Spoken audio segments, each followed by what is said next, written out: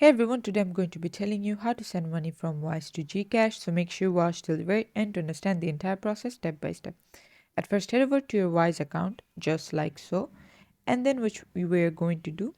is either you can click on send or you can go to recipients and then you can click on add, and then let's say it's someone else, and then the currency would be PHP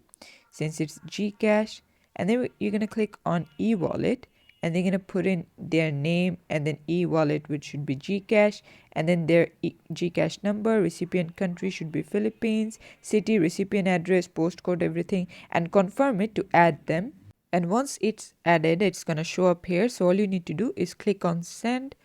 and then you need to select this as PHP, and then you're going to put in what amount you want, let's say 500, and then you're going to click on continue. From there, the recipient should be here, so you're going to click on that person and then send it, and this is how you can send money from Wise to Gcash very easily. Thanks for watching. Please leave a like and subscribe for more tutorials like this, and I'll see you guys in the next one.